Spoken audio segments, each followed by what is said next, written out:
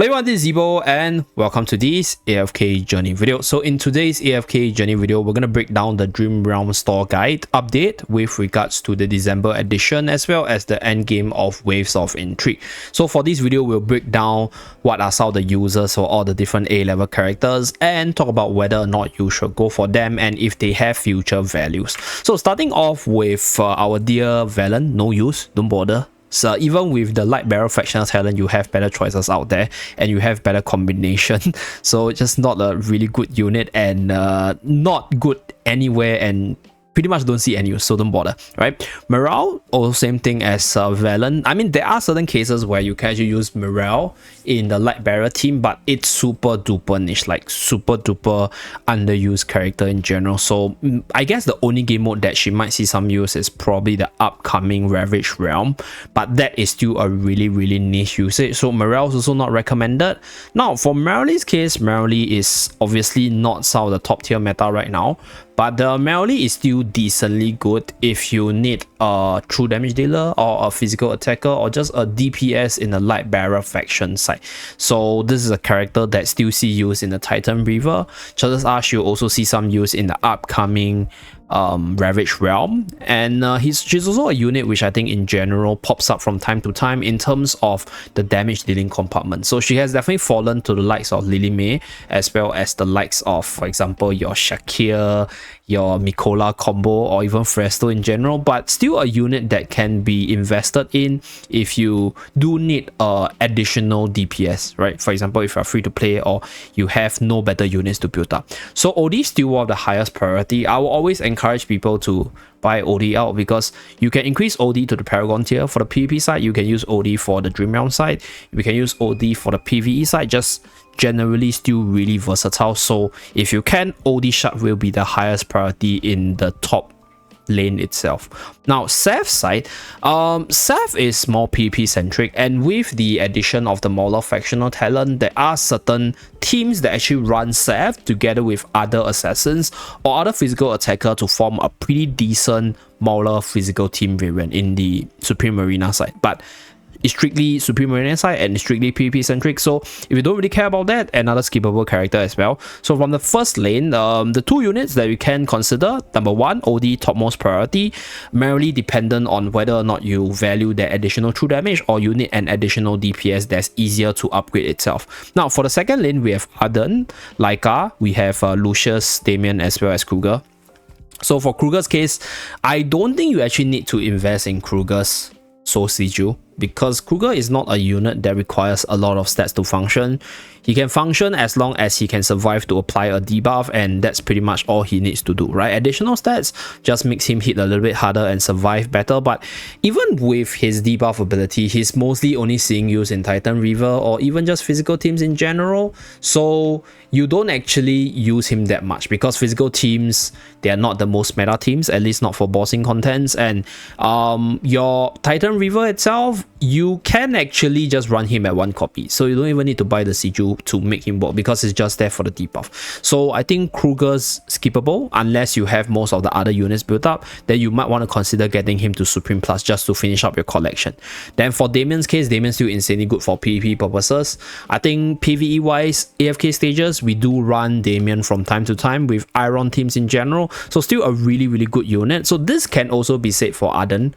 So the issue with Arden and Damien right now is because I think in the PvP side, especially Supreme Arena side, Mauler factional talent is just really strong, right? So control Iron teams or just teams that wants to burst you down quickly doesn't work as well. So their priority has fallen, specifically for Supreme Arena side. But if you don't value that Supreme Arena side, for AFK stage side, I think Arden is still usable. Same thing for Damien. For normal arena side, I think Arden as well as Damien is also still usable as well. So I'll say they are usable provided that your bracket's not that fast paced. Because if you are fighting against maybe a whole bunch of whales using Harak, Arden's not exactly the best unit you want to use, but at the same time, if let's say you don't have a better choice in the PvP side, consider building these two units up. They are still pretty decent, even though they are not as strong as they used to be. So that is with regards to the A level. Laika, skippable.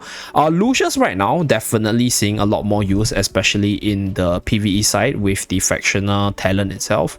So factional talent with Tasi with Rowan, Lucius, plus one more light bearer is usually the basic combo for the team. So Lucius, pretty okay if you are keen into your PvE AFK stage pushing itself, but if not, also skippable because we do have Luca, which I think in general is a little bit better on the tanking component because I think Luca is a lot more tankier, but Lucius does provide for the additional heal and sustain for the team in the event you need it in the light bearer team itself. So that's for Lucius' case. Now Corinne's case, Corinne is actually really special because I think Corinne's a unit that always comes in and out in terms of the meta itself. Like, he just sees like use for his utility as well as damage, and right now Corinne's mostly used with the light bearer factional talent with regards to bossing in battle drill and certain bossing contents, right? For example, Titan Reaver or even future bossing content. So I think Corinne's still a decently viable character. Like, I think Corinne's way more viable than Merrily because Corinne has so much more utility other than just damage. He also provides for a shield, which is good against like all the units that are bad against shielding. Right, he also has this ability to deal true damage, which scales his damage, and also has the ability to actually get crit on his own. So it's a pretty good carry all around and has seen use left and right with regards to all the different bossing content. So let's say if you were to pick between Merrily as well as Corinne, I think Odie will be the topmost priority and then Corinne will be the second highest priority because he's good. He's usable across different game modes and he sees meta usage from time to time. And then Kafra, nope, just bad, don't bother. Satrana, I would say Satrana is mostly for PvP side, so that's that. Pretty tech unit, I wouldn't recommend her, but because of the Molar factional talent, I do use Satrana from time to time to deal with magical teams. So just a simple consideration, but I don't recommend general players to go for her. And then Nero, same thing, super duper niche in the PvP side. Once in a while you see him in certain niche AFK stages, but I don't recommend him as well for most people, so skip him.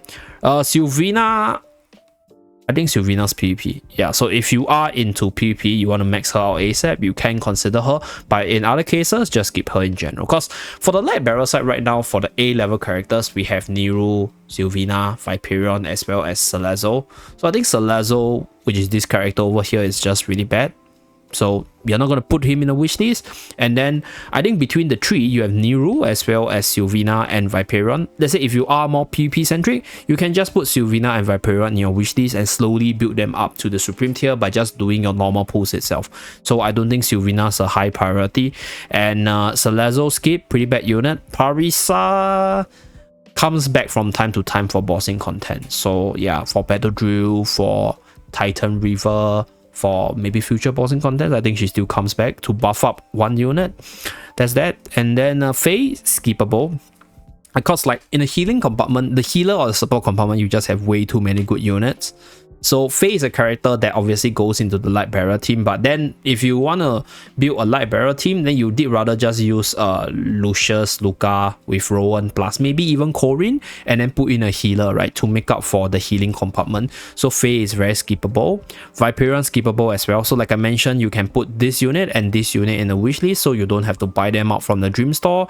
And Tandra, I think, has risen up quite a bit on normal AFK stage pushing side as well as the PvP side in general, because they are more powerful physical attackers or just really good physical units in general, which makes Antendra's value actually rise up a little bit because she's actually stronger as a tank against the physical units with her boosted physical defense as well as her ability to walk up to them and then use the taunt to focus on her.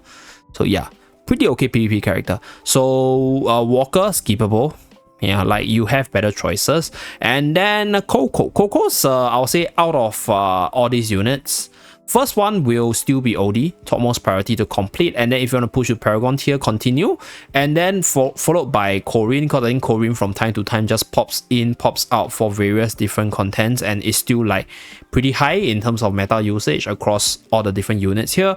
And then we have Coco. So these three units, I'll say they are the top three because number one, they are versatile. Number two, they pop in the meta once in a while. And number three, they are still usable, right? Even throughout all your PvE stages or even your bossing contents on a day-to-day basis. So with regards to the subsequent units, PvP wise, I think Arden and Damien. Damien is definitely higher priority because Damien still goes well with most other units right now. like such as, for example, Lily May as well as Sonya to heal Sonya up. Whereas Arden's case is he's more combo reliant, so control being a little bit weaker this season makes it such that I think Arden's a little bit worse off. So if you're talking about the PvP side of things, right, I think Damien, and then followed by Arden.